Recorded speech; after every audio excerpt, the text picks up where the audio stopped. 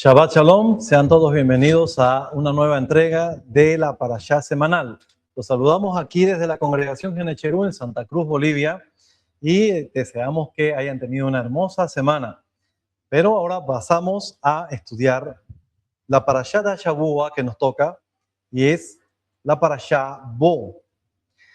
La Parashá Bo, que significa ven, es la porción número 15 de la Torá. Se encuentra en el libro de Éxodo, capítulo 10, versículo 1, hasta el capítulo 13, versículo 16. Es la tercera del libro del Éxodo. Esta es la estructura de sus aliot, son 124 pesukim o versículos. La Haftará se encuentra en Jeremías, capítulo 46, versículo 13 al 28. Y el Brit Hadashah vamos a leer un poco y tomar lo que está escrito en Apocalipsis capítulo 9, versículos del 1 al 12. Para empezar, vamos a dar gracias por el estudio de la Torá. Baruch atah Adonai Eloheinu melech haolam, asher kitishanu bemitzvotav vetzivanu al divrei Torah. Bendito eres tú, Adonai, nuestro Dios, Rey del universo, quien nos santifica con sus mandamientos y nos ha ordenado con respecto al estudio de las palabras de la Torá. Amén. En el panorama de la Torá, tenemos en este pequeño Sefer Torá, son 1, 2, 3, 4, 5 amudim y un poquito más, 5 columnas. Aquí vemos el inicio de la Parashá, es una Parashá abierta, y el panorama de esta Parashá, o el resumen, trata de lo siguiente. Dios le dice a Moshe que va a endurecer el corazón de Paró para que a través de plagas milagrosas el mundo conozca para siempre que Él es el único Dios. Entonces Él le dice a Moshe, Bo el Paró, ven a donde está el faraón. Y se da la advertencia de la plaga de las langostas y lo severa que va a ser. Por lo que el faraón acepta librar solamente a los varones. Pero Moshe insiste, no, todos tienen que ir. La plaga se da y la langosta cubre la tierra de Egipto. Por lo que el faraón pide que la misma cese, pero luego de que así fue, el faraón volvió a endurecer su corazón y no liberó al pueblo. Se da la penúltima plaga, una oscuridad palpable para toda la tierra de Egipto, pero no en Goshen. Se llama a Moshe y le dice que saque a todos los judíos de Egipto, pero que dejen sus ganados. Moshe le responde que no solo se llevarán todos sus ganados, sino que también el faraón tendrá que darles de su ganado, inclusive para hacer los sacrificios. Moshe le dice al faraón que Dios traerá una plaga más, la muerte de los primogénitos, y luego los hijos de Israel dejarán Egipto. Dios endurece el corazón del faraón otra vez, y este le advierte a Moshe que si lo ve otra vez, lo mandará a matar. Se dan las instrucciones para celebrar la Pascua, Pesaj, y para la determinación del tiempo y lo que deben hacer para ser librados del ángel destructor, porque Hashem pasará a la medianoche causando la muerte de todos los primogénitos, con lo que al fin de ese modo el pueblo de Israel logrará la libertad. En nuestro primer versículo, que es donde se encuentra el nombre de la parashá, leemos lo siguiente. Vayomer Adonai el Moshe, bo el Paró, ki ani higbati et libo ve'et lef avodav lema'an shiti ototai ele bekirbo. Que traducido, esto sería más o menos lo siguiente. El Eterno le dijo a Moshe, ven a donde Paró, ya que yo he hecho endurecer su corazón, además del corazón de sus siervos, con el propósito de imponer estas señales mías en el interior de su ser. Entonces vemos aquí que el Eterno encomienda a Moshe y le dice, ven. Es como diciéndole, ven conmigo. O sea, cumpliendo lo que él le dijo a Moshe desde un principio. Ani, Ehyeh, y meja, yo estaré contigo. Entonces él está diciendo, ve donde el Paró, pero no temas porque yo estaré contigo. ¿Pero acaso Moshe temió? Bueno, no lo dice el texto, pero los sabios dicen que en las anteriores plagas él no temió, porque él fue a atacar las sefirot más bajas, pero esta vez tocaba atacar las sefirot más elevadas, lo que es la Biná, el Da'at y el Jochma de Paró. Entonces él estaba un poco preocupado, eran temas ya mucho más delicados. Entonces el Eterno le dice, ve, pero yo estaré ahí contigo. Por eso él dice, ven, como si incluso él estuviera ya ahí esperándolo. Dice, Kiani hitbati, yo he hecho endurecer. Hay mucha discusión que dice, bueno, el Eterno al final da o no da libre albedrío. Algunos sabios dicen que hasta ciertas plagas, las primeras 5, él solo se encargó de manipular la situación para ir endureciendo el corazón del Paró, pero ya en las últimas 5 ya era totalmente manipulable. Pero hasta aquí yo sigo viendo como que él sigue encargándose de direccionar las cosas para que el corazón del faraón siga ensoberbeciéndose cada vez más, que él crea que o piense que él es la máxima autoridad y al final él es el quien tendrá la última palabra. Y el Eterno le va a dejar en claro al final que no será así. Pero aquí hay algo interesante en este primer pasuk, en este primer versículo dice que también él ha endurecido et lev avadav, el corazón de sus siervos, de los siervos del faraón. Entonces vemos que no solamente se ha encargado de direccionar que el corazón del faraón se ensoberbezca, sino también el de sus siervos. Y nos dice el motivo, y esto es lo que significa la palabra lema'an. Lema'an es con el propósito.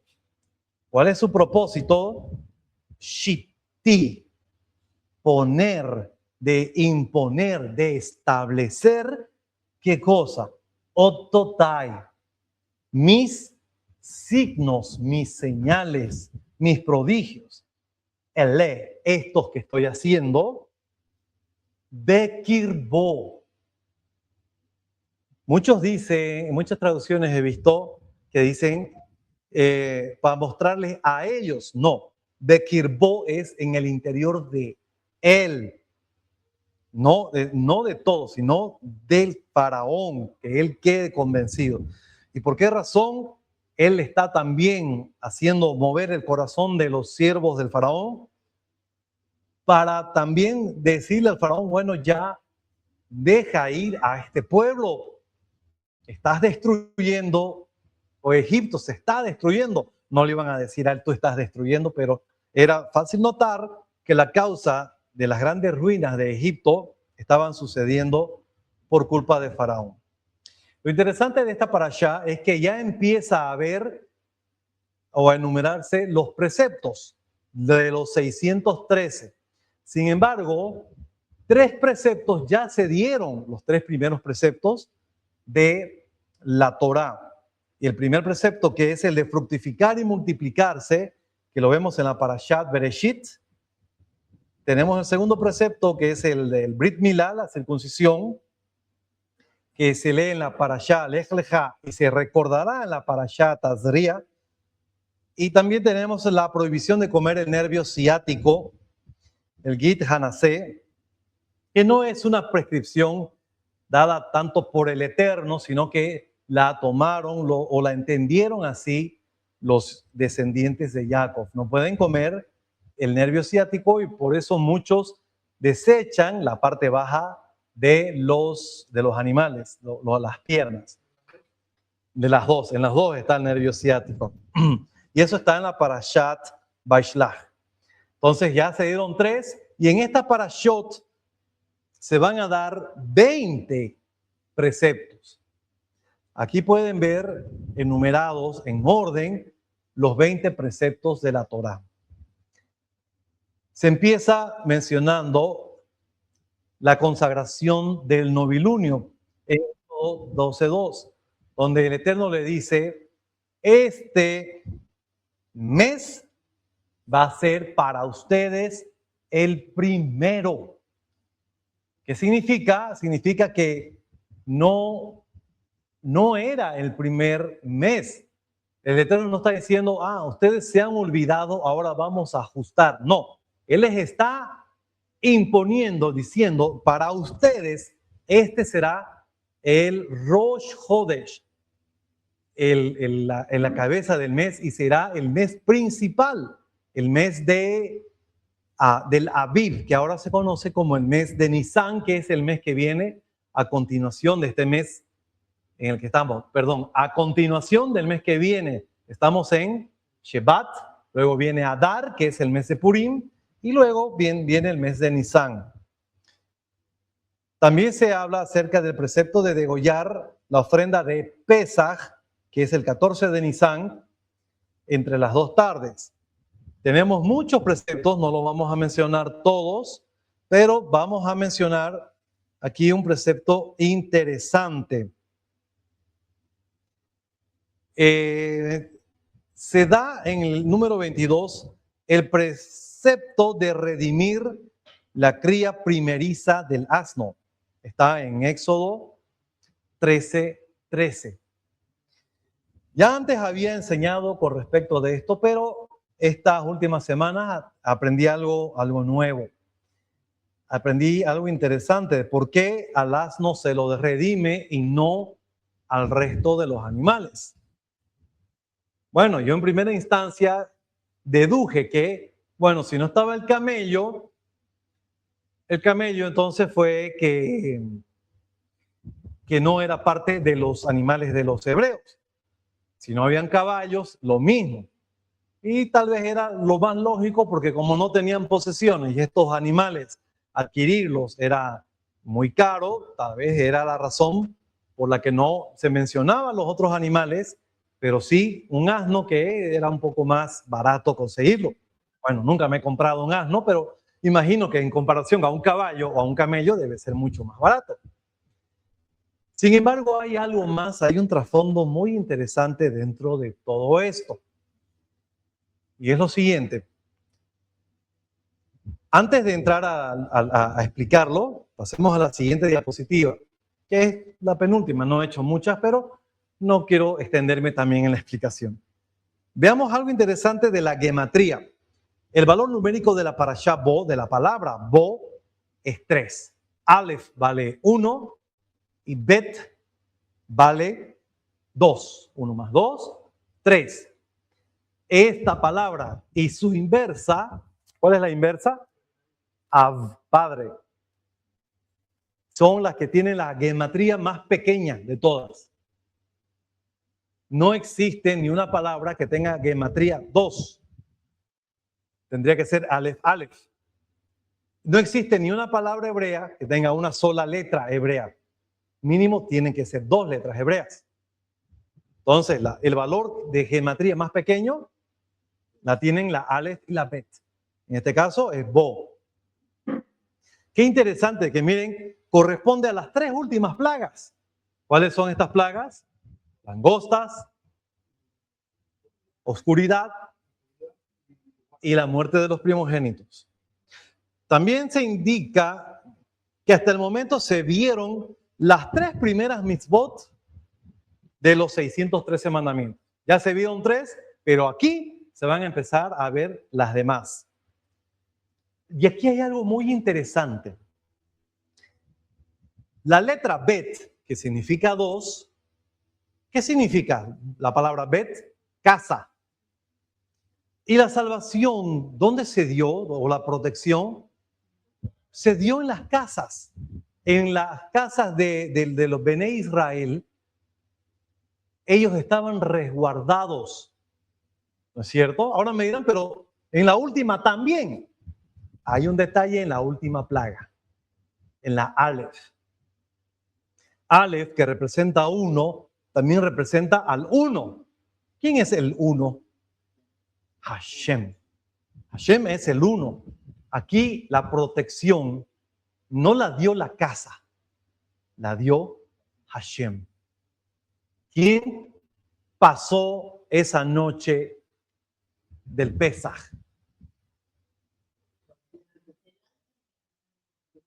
Hashem es el ángel de la muerte, pero no dice que es Hashem el que va a pasar. Pasaron los dos. Hashem con el ángel de la muerte. ¿Por qué digo que en la última plaga la casa no te protegía? Porque en las otras plagas, de la primera hasta la novena, solamente tenías que estar en la casa, en Goshen, y estabas protegido. ¿No? El granizo no cayó sobre Israel, los animales no murieron en Israel, la oscuridad no afectó a Israel.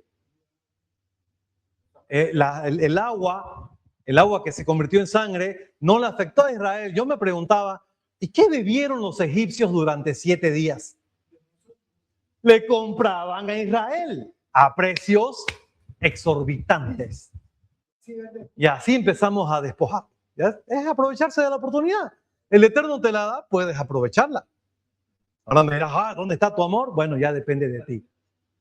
Pero Hashem te pone las oportunidades. Pero esta última plaga, no había lugar de escape. No había lugar a donde se puedan esconder. Entonces, Hashem mismo te iba a proteger. Pero él necesitaba, ¿qué cosa? Lo dijo nuestro hermano Franz hace un instante, una señal. Yo tengo que ver una señal en la puerta y entonces no dejaré entrar al destructor. ¿El destructor? Abadón. ¿Ah? Tu madre, ¿verdad? También es. En realidad, la tumá tiene que ver con la impureza. Hablando de la tumá que mencionas, hay un dato interesante. Se dice que cuando salieron los hebreos de Egipto, salieron pertrechados, dice la traducción, pero en hebreo la palabra es hamushim. Hamushim puede entenderse también como que salió una quinta parte. ¿Por qué? ¿Qué pasó con las 4/5 partes? ¿Qué pasó con el 80%? Murieron en la plaga de la oscuridad. ¿Por qué? Porque ellos ya habían logrado el nivel 50 de la tumá, de la impureza. Y ya no podía hacerse nada más por ellos. Así que por esa razón, ese Israel, esa parte de Israel tuvo que morir. Bueno, hay comentarios de qué va a suceder luego, no lo vamos a tocar ahora, pero por esa razón se dice que salieron Hamushim, una quinta parte, un 20% salió de Egipto, no salió todo Israel. Entonces eran muchísimos más. Volvamos a lo de la protección del Eterno.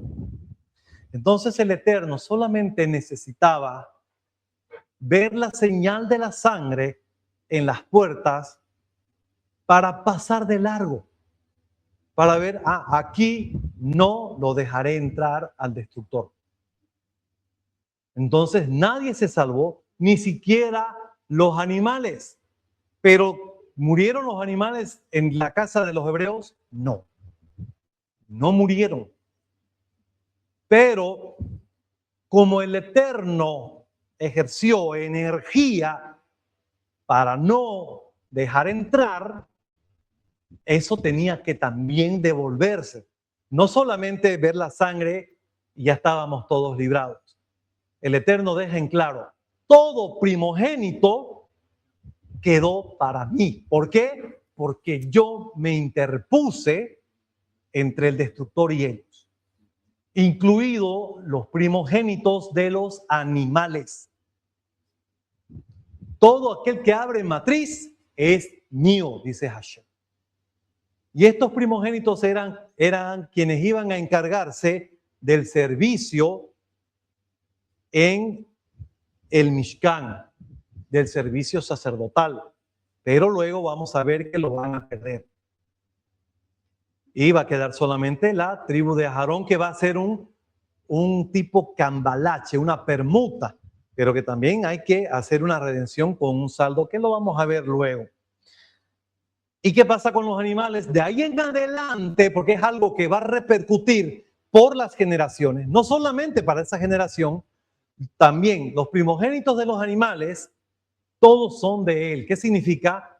Todos van, los que nacen, abren matriz, van a servir directamente al sacrificio que se va a dar en el servicio del Mishkan. ¿Me entienden?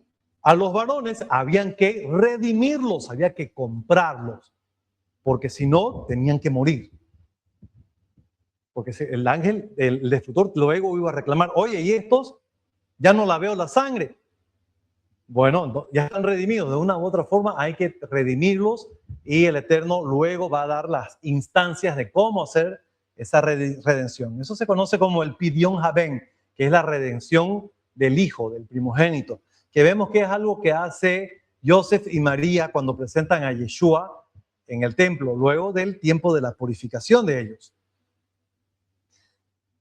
Pero vamos ahora nuevamente a los animales.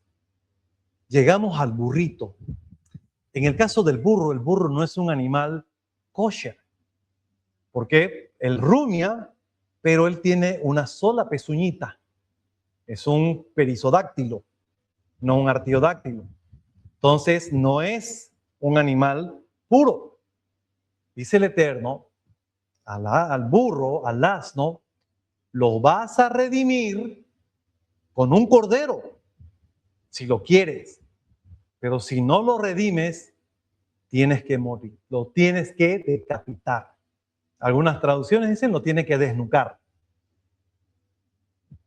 Bueno, aquí les quiero comentar lo que aprendí esta semana y me resultó increíble.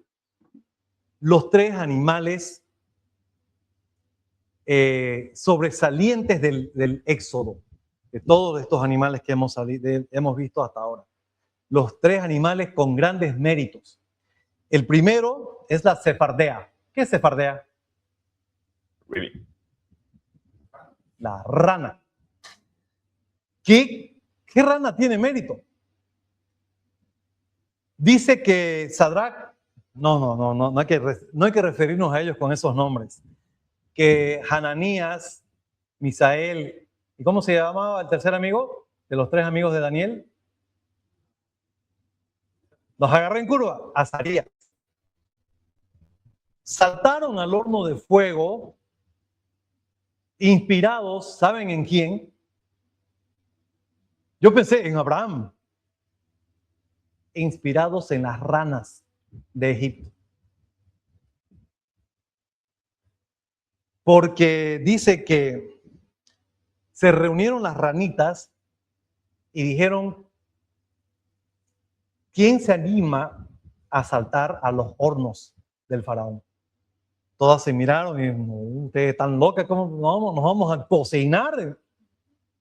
Y unas que quisieron hacer que Kedushat Hashem, que es querer santificar el nombre, dijeron, nosotras saltamos. Y en la anterior parashá, que leemos la plaga de las ranas, vemos que incluso saltaban a los hornos del faraón. ¿Ven que no están leyendo la parashá? Mentira. Sé que lo han leído. Y no morían. Entonces los amigos de Daniel se inspiraron, dicen, en estas ranas, para saltar al horno, para hacer Kedushat Hashem, para darle honor y santidad al nombre de Dios. Y las ranas no murieron. Pero por este mérito, no murieron, pero tiempo después, sí. No iban a vivir para toda la vida, igual que los amigos de Daniel. No murieron aquella vez, pero luego les llegaría su tiempo. ¿Cuál es el segundo animal que tiene mérito en el Éxodo? El perro. Sí. Sí. El perro, el guau guau. Está en esta parashá también, dice, ni un perro moverá su cola. Hermano, leamos la parashá. Ni un perro va a mover su cola. ¿Qué significa esto? Que cuando salió Bené Israel de Egipto, dice que los perros guardaron silencio. No les ladraron para que salgan en paz. Y en vista de esto, de este mérito, Hashem les dio un galardón. Es el mejor amigo del hombre. Amén. No, en realidad está también en la Torá y dice que cuando se encuentre un animal despedazado, un animal impuro, ¿para quién es? Para los perros. Lo echarás a los perros. Los hebreos tenían perros también. ¿No? Claro. ¿Cómo se dice perro en hebreo? Kelef. Como Caleb. Caleb en realidad significa perro. Pero Caleb significa como el corazón. ¿Por qué? Porque el perro refleja nuestro corazón, es nuestro estado de ánimo. Él está siempre ahí, poniéndole todo el corazón. También podría significar Kol Lev, todo corazón. Es así como es un perro. Entonces, Hashem les dio ese galardón. Y el tercer animalito es el burro. ¿Qué mérito tiene el burro? El burro llevó la carga de Am Israel cuando salieron de Egipto. Ayudó a todos los hijos de Israel con sus cargas. Por esa razón, al burro le fue concedido Kedushá, santidad. Por esa razón, al burro fue el único que dijo el Eterno, al burro, no al perro, no al caballo, no a las ranas, no a nadie, solo al burro lo vas a redimir. ¿Por qué? Porque tiene santidad, tiene Kedushá. ¿Y qué aprendemos de estos tres animales? En el caso de las ranas, son este tipo de personas que tienen ese fervor por Hashem. Y saltamos al horno, y eso se aplaude. Eso se honra, se loa, se glorifica o se alaba. Puede ser que termines cocinado, puede ser que Hashem te libre, pero al final sales de ahí y ya diste el paso. Muchos dicen, pero es un gran paso. Está bien. Y por eso tienes tu mérito, como la rana tuvo su mérito también. Y los amigos de Daniel. En el caso de los perritos, ¿qué aprendemos? Que es muy importante que cuando vemos a nuestro prójimo, no digamos nada. Pero no decir una palabra, no me refiero a no ir a decir una palabra de ánimo, sino a ladrarles, a apesadumbrarlos más, a asustarlos, a corretearlos. No. Si no tienes nada bueno que decir, calla. Y eso tendrá mucho más mérito aún que saltar al horno para santificar el nombre de Hashem. Paradójico, ¿no es cierto? Uno dirá, no, Dios primero. No.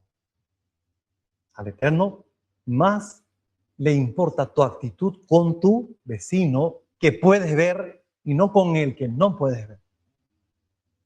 ¿Y cuál es el mérito del burrito? Ya lo han deducido, ¿no es cierto? Lleva la carga de tu hermano. Ayúdale. Lo ves cargado, ponte su yugo, camina con él. ¿Quién fue el que dijo sobrellevad juntos vuestras cargas? Pablo, ¿no? Pero obviamente inspirado en Mashiach. Eso es lo que te da mucho más mérito, hermano mío. Mira a tu hermano, ve su necesidad. No le ladres. Ponte bajo su yugo y ayuda a llevar su carga. Y bien, antes de terminar, vamos a hablar un tema un poco más de profundidad. ¿Qué vemos en esta parasha? La caída del rey. El final de un régimen injusto. Y ven la imagen que he puesto, está dando vueltas al mundo. Bueno, es más famosa la de una mujer, no la pillé, que se está encendiendo un cigarro con la foto del ayatolá. ¿Por qué? Porque la mujer está prohibida de fumar. Ahora unos dirán, no, pero claro, está bien que no fume. ¿Por qué? Porque eso excita a los hombres. La mujer está prohibida de mostrar cabello. ¿Por qué? Porque excita a los hombres. La mujer está prohibida a estudiar. ¿Por qué? Porque excita a los hombres. Entonces, que todo eso cayó, la mujer cayó en realidad en un morbo y la han tapado, no por protegerla, sino para encubrir, tapar un morbo que hay en las personas. Y no estoy diciendo que no importa si pasan de bikinis o están mostrando mucho. No, está bien, hay que tener decoro y recato. Pero no por eso voy a poner en este, no puedo. También tengo que desarrollar un poco de disciplina, un poco de autocontrol. Entonces, hoy por hoy, las mujeres son las que están liderando la revolución en Irán, la revuelta de la población. ¿Y por qué lo traigo a colación? Porque me llamó la atención las palabras de los esclavos del faraón, que le dice, ya está bueno de que nos esté quitando el sueño, de que nos tenga incómodos, déjalos ir. Pero el faraón no quiso escucharlos. Y es ahí donde empieza el sufrimiento del pueblo, donde empieza la tiranía de un régimen injusto. Cuando ya no escucho la voz del pueblo y empiezo a escuchar solamente mi voz, cuando no veo a las personas de las que estoy encargado de cuidar que les vaya bien, de proteger su bienestar, sino me fijo en mi fama, en mis logros, en mi reputación. Entonces, pasé de ser un gobernante a un dictador. Eso pasó con Egipto. El Eterno le fue mostrando poco a poco cómo ellos buscaron toda esa situación. Y por eso el Eterno les dijo yo a Moshe y a Aarón, estas señales, más que para humillar a sus dioses, era para convencerlos a ellos que quien tiene el control de todo es Hashem, no el faraón, no sus siervos y nadie más. Solo él está en control. Entonces vemos la primera reacción en esta parashá, que fue que la manutención de los egipcios quedó en ruinas porque vino la langosta. Vino la langosta y entonces su gente ya no tuvo que comer. Por supuesto, tuvieron que atender ¿a quién? A los hebreos. Y luego no tuvieron luz. Y hemos visto en estos regímenes, por ejemplo en Cuba, que ya no tienen, miren lo irónico de la historia, cómo se repite, que están mucho tiempo sin luz porque no les llega el combustible, no han querido enfocarse en realmente en las necesidades de las personas. En Irán, ¿por qué empezó a levantarse la gente? no había agua. El rial se tiró al suelo, se devaluó, no había con qué comprar comida.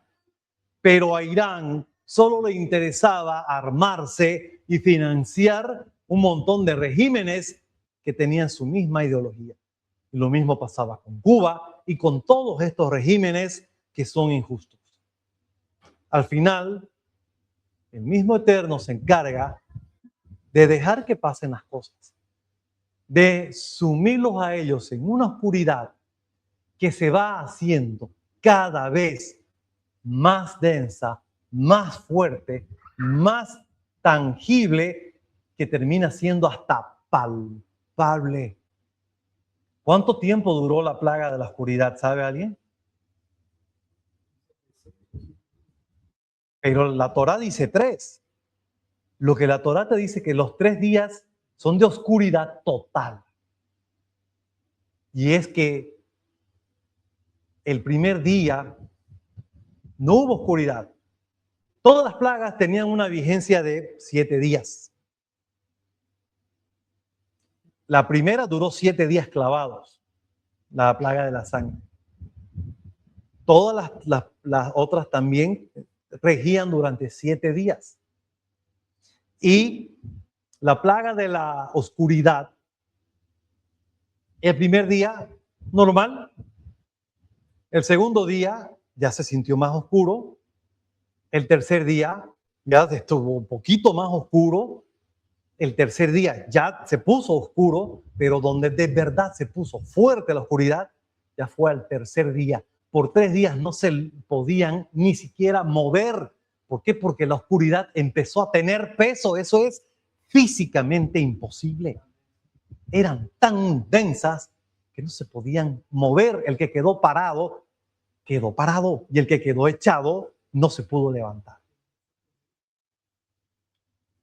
Sí, nosotros podíamos ver a tal punto que empezamos a despojar a los egipcios en los días de oscuridad. Y cuando hagan el Havdalah, este Shabbat, cuando hacemos la primera bendición, recordamos esto que dice que en la casa de Israel hubo luz. ¿Por qué? Porque el último día de oscuridad fue justamente el Shabbat. Ese Shabbat que fue el día que tuvieron que ir a buscar el corderito. ¿Por qué? Porque ese año, el 14 de Nisan, cayó miércoles. El mismo día que el año cuando Yeshua fue inmolado. Yeshua murió un día miércoles, a la mitad de la semana. Entonces esperamos ver que esto se solucione, lo del conflicto en Irán, pero más que todo que nuestros queridos amigos en Irán, esas personas puedan liberarse de un régimen de esclavitud, de tinieblas, de oscuridad, de falencias, de escasez, y puedan entrar a la libertad. En esta semana que estudiamos la libertad de Israel. Eso quería traerles esta semana, mis queridos hermanos, con nosotros. Será hasta la siguiente semana. De momento, acá les deseo que tengan una hermosa semana, que tengan un Shavuot Tov, y nos vemos hasta la siguiente entrega. Shabbat Shalom.